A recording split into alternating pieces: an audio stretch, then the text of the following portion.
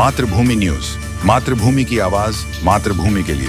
મહારાષ્ટ્રના થાણેમાં તસ્કરોએ તરખાટ મચાવી દીધો હતો। જ્વેલરી શોપમાં ઘૂસીને સોના ચાંદીના દાગીના પર હાથફેરો કરનારને ઝડપી લેવા માટે પોલીસ દ્વારા ચક્રો ગતિમાન કરવામાં આવ્યા હતા। જોકે ચોરી કરીને મહારાષ્ટ્રથી નાસી ગયેલા તસ્કરોને સુરતની ક્રાઇમ બ્રાન્ચ દ્વારા ઝડપી લેવામાં આવ્યા હતા। આરોપીઓ પાસેથી મુદ્દામાલ પણ કબજે કરાયો છે। હાલ આ તમામ આરોપીઓને થાણે પોલીસના હવાલે કરવામાં આવ્યા। મહારાષ્ટ્રના થાણેના જ્વેલર્સમાં થયેલા 5 કરોડથી વધુની કિંમતની ચોરી થઈ હતી।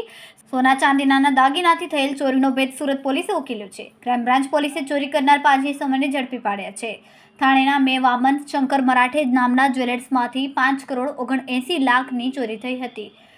થાણે ક્રાઇમ બ્રાન્ચને બાતમી મળી હતી કે આરોપી સુરતમાં છુપાયો છે, જેની બાતમીના આધારે થાણે ક્રાઇમ બ્રાન્ચે સુરત ક્રાઇમ બ્રાન્ચને સાથે રાખીને 5 ચોરોને ઝડપી પાડ્યા છે। ખૂબ જ ટૂંકા સમયમાં માતૃભૂમિ ન્યૂઝ OTT પ્લેટફોર્મ અને મેગા સિટીમાં કેબલ નેટવર્ક સાથે જોડાઈ જશે, તો જોતા રહો માતૃભૂમિ ન્યૂઝ।